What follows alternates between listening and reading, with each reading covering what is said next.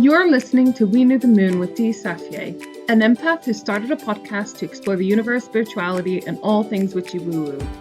Don't forget to check out the website weknewthemoon.co.uk for all your I do what I want and the moon made me do it merch, whichever excuse you prefer to use for all of your life choices.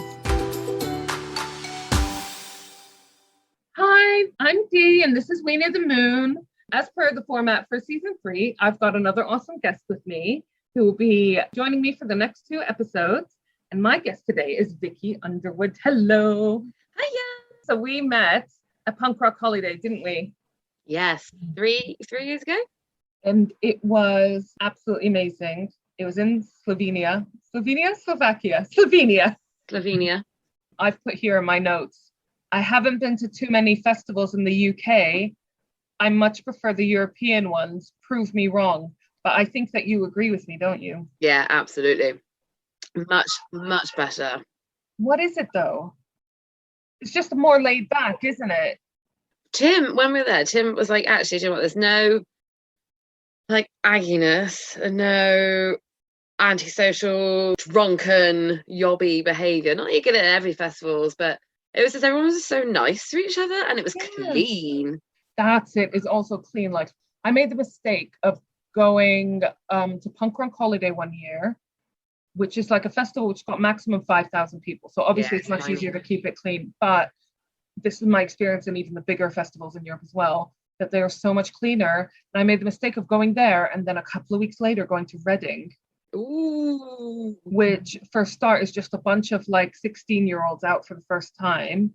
But it was just disgusting how dirty people were. I think there's a more of an onus on recycling and stuff in Europe. Mm-hmm.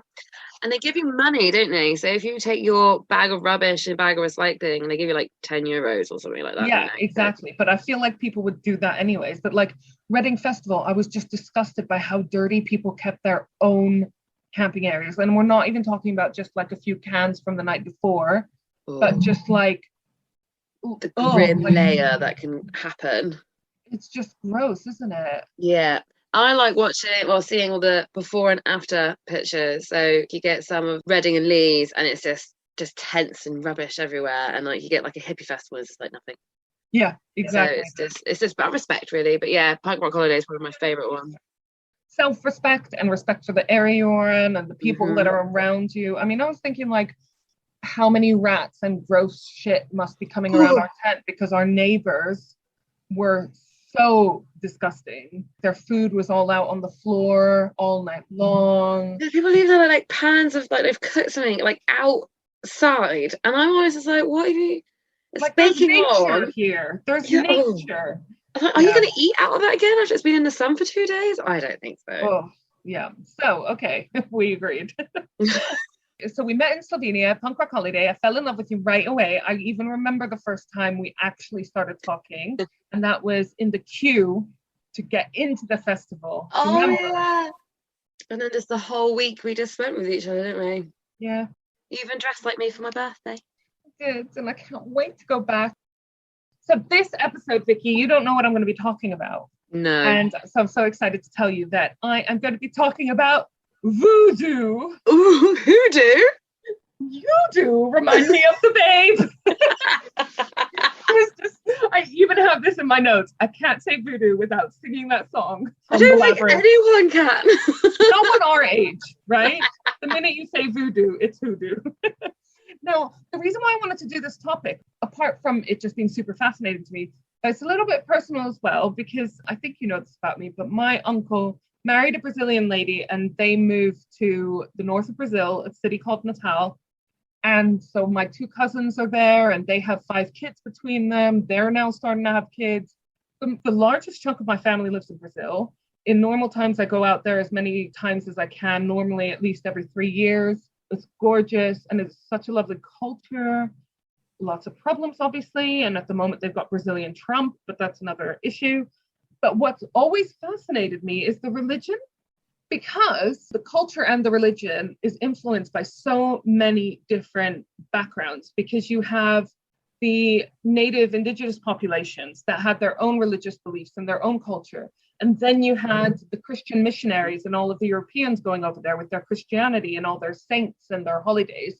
And then you had all of the slave trade, which is obviously horrendous, but all of these people from Western Africa and the rest of Africa bringing over their culture and their religious beliefs and their deities and everything. And like with what happened here with pagan holidays being merged into Christianity, like Yule becoming Christmas and Ostara becoming Easter, you know, they kind of merge into one to help people convert. The same thing happened in Latin America. I couldn't get a clear grasp on voodoo because I felt like there was so many different types. And now from doing the research, I realized it's because there are so many different types. Because imagine all the different indigenous populations, tribes, and groups of people in Latin America, plus all the different types of missionaries from all the different branches of Christianity coming over from Europe, and then all of the different tribes in Africa coming over. And that's why the voodoo in every single area of Latin America has a very distinctive flavor. And that's why they're so different everywhere, because it is a very specific cocktail that made this little branch of voodoo here and this little kind of branch of voodoo here. I didn't even know it was in Brazil. I just, you think voodoo, you think New Orleans in my head. And like Haiti. Yes. I'm going to go into that because it did reach the southern states as well, with a focus on Louisiana. The one thing that's quite common across all the branches of voodoo is that there are a lot of deities and spirits. So we've got Brazilian voodoo, and voodoo is also sometimes spelled with a U at the end, with an O at the end, with an M at the end, with an N at the end. So Brazilian voodoo, and yeah, I should probably do a blanket apology now for all of my mispronunciations throughout this episode. So this one developed in Brazil and around the Portuguese area in Latin America and the Portuguese areas in Africa. So the Portuguese were bringing their slaves from their colonies in Africa to their colony in Latin America. And then we have Cuban voodoo, which came from Haiti, but then evolved. For example, there's different ceremonies and different dance movements because there's a lot of dance in voodoo ceremonies. Cuban voodoo is specifically composed of 3 different divisions, they call it. Indigenous American division, where the spirits are of American origin, usually the Taino spirits. So the Taino was the indigenous population of Cuba. The African division, where the spirits originate from Africa, and the European division, where the spirits are of European origin, so usually based on saints. Because if this idea of having multiple deities sounds a bit foreign to you, it's kind of like in Christianity, how we have a main god and then we have all the saints. And lots of people worship the different saints in their own way, or do practices to the different saints, or have, trinkets and necklaces to St. Christopher when they're traveling. So it's kind of like that. It's not that different, is it, really? No. And, in Christianity, Catholicism, you pick your saint when you get confirmed. That becomes your saint, and you might celebrate their saint's day. You've got these different branches of voodoo. And then hoodoo is the one that you find in Louisiana. Wait, hoodoo's a thing? It doesn't just rhyme with voodoo? It's not just a lyric. The practitioners of hoodoo are found in the southern states, where obviously slavery was also very widespread, therefore bringing over influences from Africa and the rest of the Caribbean as well. The practitioners of hoodoo are also often called root workers or hoodoo doctors because they focus on botanical knowledge. It's also known as Creole voodoo or New Orleans voodoo. It basically died out by the early 20th century, but it kind of reinvigorated and reactivated and is now, as I'm sure you know, a huge part of Louisiana and New Orleans tourism. People go see the witch doctor. That's voodoo, isn't it? Yes, exactly. It was practiced clandestinely. It wasn't outlawed, but people were very nervous at this time of any large group of Black people congregating in any way. Right. And so they had to practice underground, really. But what I want to focus on is actually the Haitian voodoo, because this is partly the one that I found the most information on. Yeah. So it came to Haiti in the 16th century, with the slave trade. One of the things about voodoo is that there's no central authority figure. There's no pope, basically. There's just small autonomous groups, and then that group might have like a high priest or a high priestess. So basically, they've got their own churches. Yeah, but they don't have an overall headmaster. Yes, exactly. So there's a guy called Paul Christopher Johnson who very helpfully wrote some amazing pieces that I read. And all of these different groups of voodoo, hoodoo, voodoo, voodoo, are all sister religions. So kind of like, I imagine, how you have Protestants and Catholics and Greek Orthodox. They're kind of like different branches of the same religion, right? Same core beliefs maybe, but just different ways of practicing. Yeah. In Haiti and in these other areas where you practice voodoo, voodooism is not mutually exclusive from being a Catholic, which is the predominant Christian religion there. So you can go to a voodoo ceremony and then go to Roman Catholic Mass the next day, no problem, no one bats an eyelid.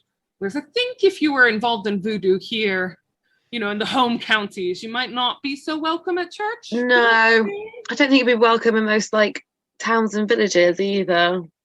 So in Haitian voodoo, they do believe in one main god. And this is where the French comes in. They call him Bon Dieu or Bonnier, which is derived from the French for Bon Dieu. Hello.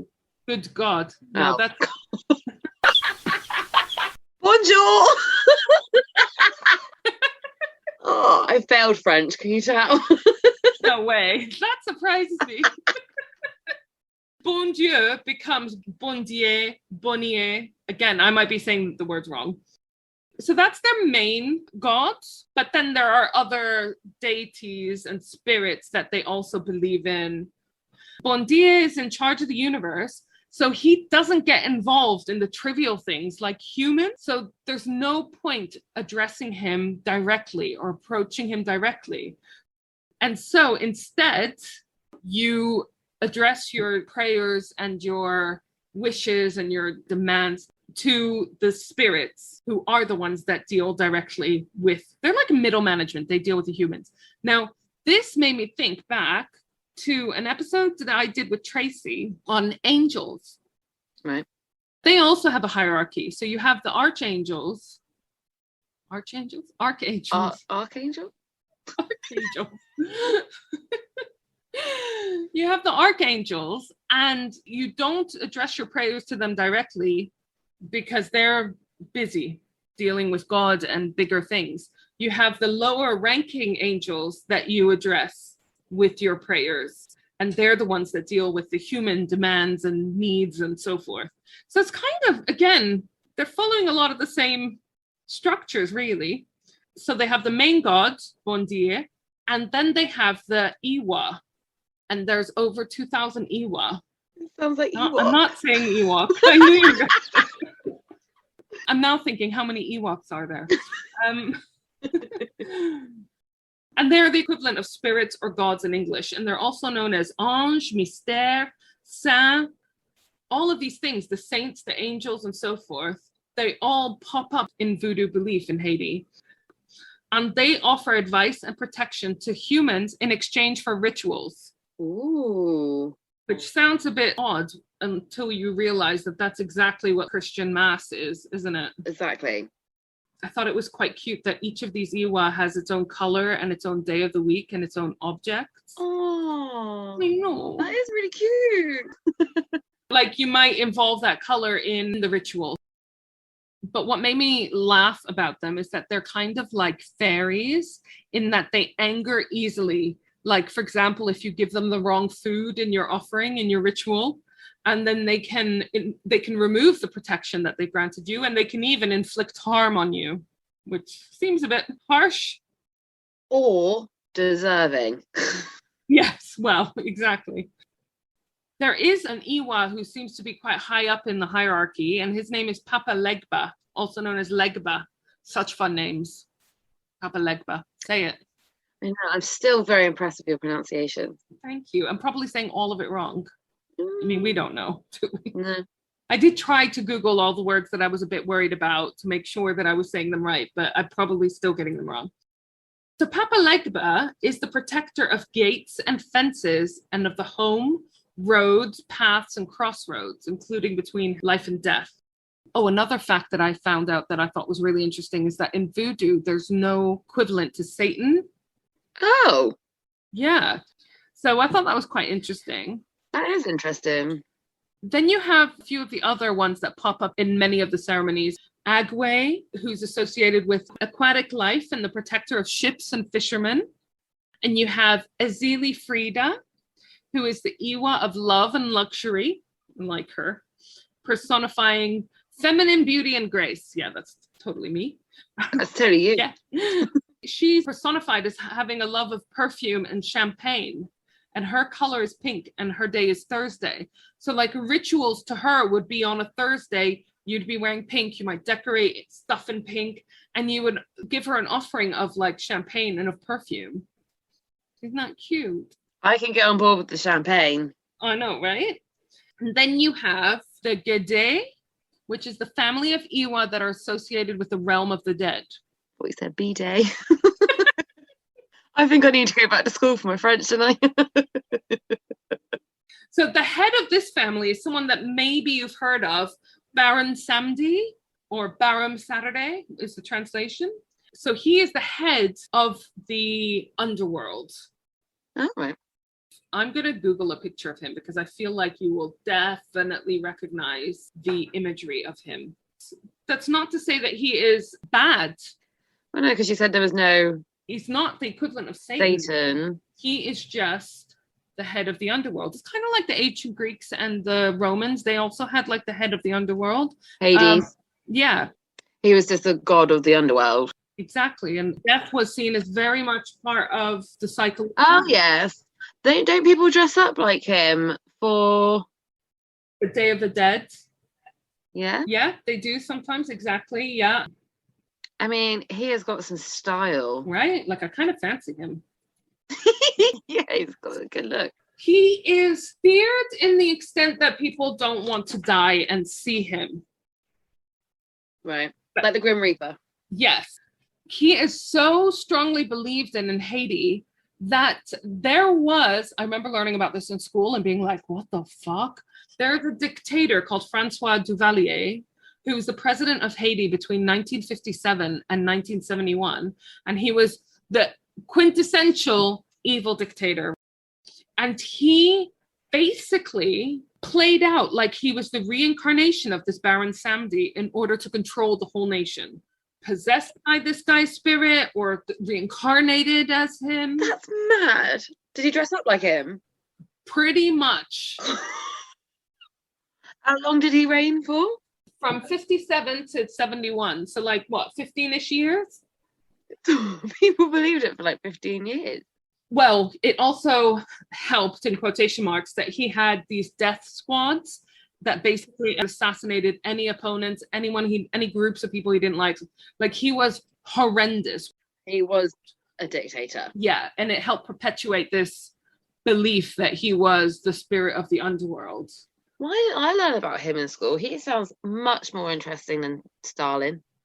See, I've Google searched it, but I can't tell which is pictures of the dictator and which is pictures of the... So he did a good job then, is what you're saying. Yeah, but he basically just encouraged this belief that he was Baron Samedi, so that people would be too afraid to oppose him. And people that did oppose him got annihilated. So it was quite easy to believe that he was linked with the underworld. So a lot of the Iwa can actually be linked and associated with specific saints in Christianity. For example, you've got Damballa, who is a serpent who's often equated with St. Patrick, who's traditionally depicted in a scene with snakes. Irish St. Patrick. Irish St. Patrick, yeah. So the one that drove out the snake from Ireland. There's a little bit of controversy over whether he drove out snakes or whether the snakes represented something like the pagans or the druids. So, you get a lot of people in the spiritual world who are not a fan of St. Patrick for that reason. Yeah. kind of like in Christianity, when you're confirmed, you get to choose a saint. The same thing happens if you follow voodoo. You have your own Iwa, and that Iwa is your Met Tet, which is short for Maître du Tête, which is basically master of the head. Your Iwa is the one that influences you, that guides you. And the way that you find out who your Met Tet is through divination or consultation with a priestess or a priest, through rituals and so forth. Eventually, you will have this revelation of which of these deities is yours. Can anyone do that? I just want to do it to know which one's my Iwa. I know, right? We should go over and figure this out. Are you suggesting a trip to New Orleans? Well, Haiti. Haiti, yeah, let's go to Haiti. This belief I thought was quite cute, right? And this is where we start getting into the area where voodoo culture, voodoo religion, voodoo spirituality gets a bad rep. It's to do with our belief of what happens when you die. Because, you know, when you're a Christian, you die and you either go to heaven or hell. You might go to purgatory until you get into heaven, but those are your options. That's it. And so if you believe in spirits or ghosts or whatever, that's very anti-Christianity.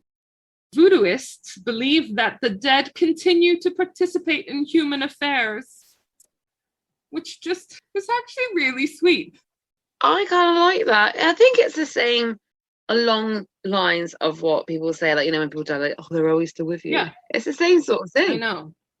But this is where it might tip the scales for how much tolerance the traditional Christians have for this. Because the spirits of the dead require sacrifices. Now, these sacrifices, they might just be offerings. Like you see when you go to like Hindu areas, they have a little temple and they have offerings, and the offerings might be some fruit, or it might even be biscuits or cigarettes, or they could be animals. It could be animals, or the belief was that once upon a time, the sacrifices were human. Like how we've jumped straight to animals. Yeah. We're like, oh no, not animals. I know. You know how like I can watch so much true crime, but I cannot bear if anything happens to the animals. No. So in voodooism, there's no heaven or hell, which is where it starts deviating far away from Christianity. Rather, in voodoo, the spirits of the dead are believed to often complain that their own realm is cold and damp and that they suffer from hunger. So they're like, fuck this shit, I'm going back. Which made me laugh. So they hang around our earthbound world because they like it more. Oh, that's quite nice though, isn't it? I like it. But then there's also the belief that in voodooism, there's the practice of magic, which may or may not be black magic. Again, I don't really know the line between like doing a ritual like a mass and having a ceremony and performing a spell. Do you know what I mean? Like, it's very... I think because one's like prayer and the other one is an action, I guess, in my head. Yeah, but when you look at like spells, they're basically prayers. They are. Do you know what I mean? I think it depends if they've got a sacrifice or not. Yeah. The important thing to remember is obviously there's a racial element here, that during the time that voodooism was becoming more widespread, there was a lot of colonialism, there was a lot of abuse and slavery of Black people and of the indigenous populations in Latin America as well, and Central America. So this negative view of voodooism is probably quite tied to like the racism that people were feeling towards Black people. It's got like a sense of community as well. If it's got like that church, it's just their church, and it's probably a good sanctuary. Yeah, exactly. When you're taken out, this is actually what I did my dissertation on at uni, was about your national and your ethnic identity when you're outside of your homeland, and how it actually gets stronger in some ways, and you cling to other people from your background in order to preserve, not lose that link that you don't have from just growing up and being in your homeland. Yeah. Although there's no like central figure like the Pope, there is in each group, temple, etc., there is like the priests and the priestesses. So there is a hierarchical system. And to move up the ranks, there's a series of initiations. And those initiations are secret. They're on like need to know basis. You only find out what's involved when you get to them. And you learn more about the religion and what goes on the higher up you go. So anything like that, I think, gets people a bit nervous. Any kind of thing that comes across as a bit secret society. Scientology. Or Scientology, but that is fucking batshit crazy. There's no debate there. Fucking, do you know how many times I've slagged off Scientology on this podcast? You got to be careful though, because they do come after you. I know. So I just want this to go on record. If I die mysteriously, I know who to call. You know it's Tom Cruise. I feel like I'm an important enough figure for him to handle this personally. Yeah, I think so. But yeah, you know, people get nervous about anything they don't really understand. I like this about it. Voodoo's nocturnal gatherings are often referred to as the dance. Oh. Because dancing plays such a prominent role in all the ceremonies. And the purpose is because you want to call the Iwa to enter the ritual space and to possess one of the worshippers. So the aim is to get possessed by one of these spirits so that the Iwa can communicate through the person who's possessed and speak to the rest of the congregation. So these rituals can last the whole of the night. And even though there's children there, they made a note that the children are never possessed because that's too dangerous, which I thought was quite sweet. But obviously this is something that, again, the Christian religion is a little bit anti, because in the Christian world, any kind of possession is seen as negative and results in exorcisms. Whereas here, in this religion, they want to be possessed. It's desirable. And the aim of the rituals is to get possessed so that everyone can talk to that spirit. So that is quite a big difference, I think. Yeah. I think I've seen it on I think it was like Ramesh Ranganathan when someone was got possessed. It looked like they were on drugs. In sort of Western culture, we call it like channeling. Yeah. Channeling the spirits and stuff. Everything that they do, we have an equivalent. Yeah. It's not that different, really.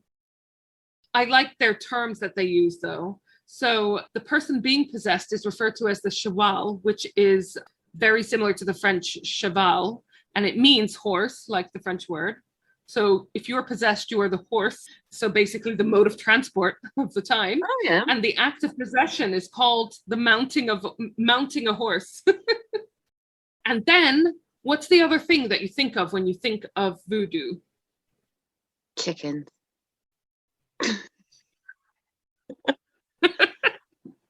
So one of the other things that I think used to be much more closely associated with voodoo, but that's diluted a little bit, is zombies. I would never have said zombies.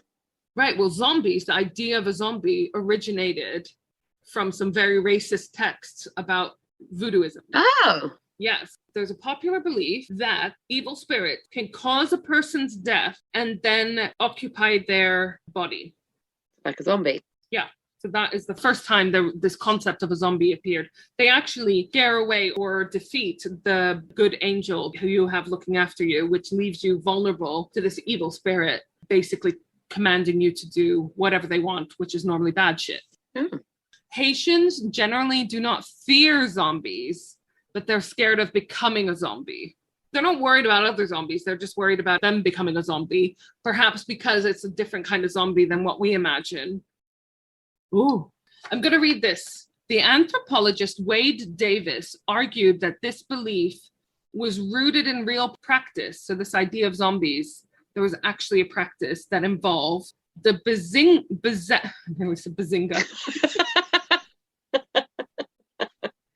The Bizango secret society used a particular concoction to render their victim into a state that resembled death.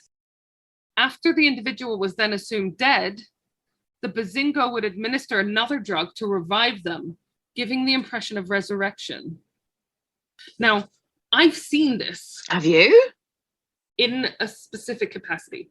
So when Lola, my French bulldog, got bitten by a dog, I took her to the emergency vet and they gave her one drug to put her under. And then, rather than, when you have general anesthetic and stuff, rather than her just like coming around slowly, they gave her another drug that instantly woke her up. What? Right? So I wonder if it's some kind of version of that. The other thing I wanted to look into is like actually how many people are there practicing voodooism? And it's really, really difficult to tell because like I mentioned before, you can practice voodooism and you can have different practices and beliefs and rituals that you perform that are technically voodoo and count yourself as a Christian. It's also difficult because some of these countries like Haiti, they don't really do regular census. Censi? What's the plural of census? I don't think there is a plural because I think it's a singular word and you can't pluralize it. All right. Okay. So they don't take any kind of annual census, or I'm trying to use the word in the singular because I don't know the plural. And also there's still a fear in some areas to admit that you are a voodoo practitioner. Right. In the areas where there's still prejudice against it, which let's be honest, there's still racism and all kinds of prejudice. So that doesn't surprise me. We have it in this country where people, speak to lots of people who feel uncomfortable saying that they're a pagan or a witch or so forth because of all the negative connotations that people have when they think of those words. Most Haitians practice both voodoo and Roman Catholicism. Do you want to hear a Haitian voodoo joke? Always. There's an often used joke about Haiti, and that's that the island's population is 85% Roman Catholic, 15% Protestant, and 100% voodoo. It's not a funny joke. But, it gives you this idea that, like, it's just basically everywhere. It's there, It pops up everywhere. In summary, voodoo can be quite confusing because it is confusing. It's not just you.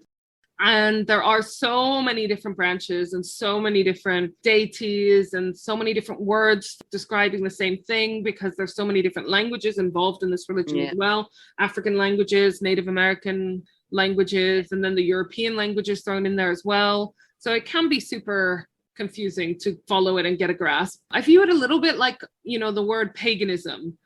What the hell does that even mean? That just means like before Christian belief. So it covers as well loads of different beliefs and branches and so forth. If you are interested in learning a bit more about voodoo, my advice is to pick a specific location and do a deep dive in that area, because to cover voodoo as a topic on the whole is quite a lot, especially in a short podcast episode.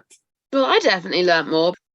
Can't imagine that the Christians are actually all that happy in the first place, the original Christian missionaries and the colonizers. I can't imagine they were that happy about their saints being incorporated into African religion. No. I think that they were trying to convert all of these African slaves because they were the white saviors. And the African slaves might have taken bits and bobs and incorporated it into their religion rather than forsaking their religion completely and becoming Christians. I mean, I like the sound of it. If I was in any way religious, I think I'd look into voodoo.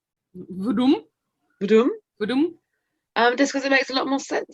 It's more real rather than, always do good. Exactly. It's much more realistic. It's much more accepting, I think, because everyone has the light side and the darker side. I'm not Christian, but I imagine that you feel quite bad about yourself if you don't meet up to that high standard. Yeah, like you missed church one day. Whoa. Yeah, you're a sinner. You're going to hell. It's like, oh, fuck, I fucked everything up. I can't even imagine being Jehovah's Witness where there's a limited amount of places next to God because, our population keeps growing and that number keeps staying the same and there's just no chance. I don't really understand that religion. I know that they just don't go do Christmas. No, they don't. Well, they believe that there's 144,000 places next to God. And that's it? So all of the Jehovah's Witness in all of the history of time will be fighting until Judgment Day for one of those 144,000 places. And who came up with the number 144? Oh, I think it appears somewhere in a Bible or religious text. Right, okay. Because I was like, that's very specific.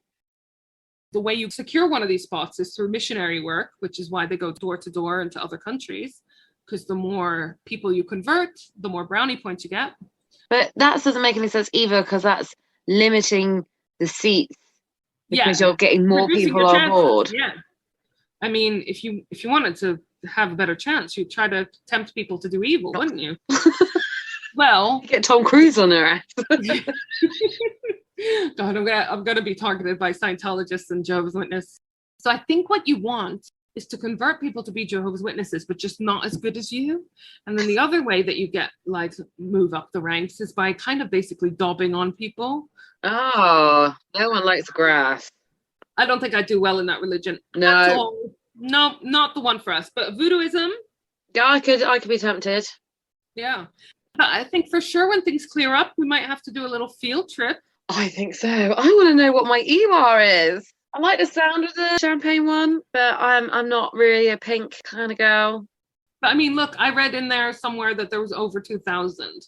Oh, okay. So it could be anyone. Oh my God, it sounds like it should be a BuzzFeed quiz. Yeah, which EWA are you? Well, maybe we can learn enough about it to make that BuzzFeed quiz. Okay, I'm quite up for that. So yeah, that's my voodoo. My voodoo hoodoo. I have learned a lot today, Dee. Well, thank you for joining me. And I'm really excited because you are going to be joining me for another episode where you are going to be presenting something to me. Do you want to tell everyone what you're going to be talking to me about? I am going to be discussing witches in popular culture. Oh, so excited. So excited. Well, everyone, we will see you next time. Bye! Bye! If you want lots more fun, moon info, and all things spiritual, plus our merch shop, please visit our website, weknewthemoon.co.uk. And if you want even more, head over to our Patreon page, patreon.com/weknewthemoon, and check out some of our bonus content. We're also on Facebook and Instagram at we.new.the.moon, and we're also on Twitter at weknewthemoon1. See you next time!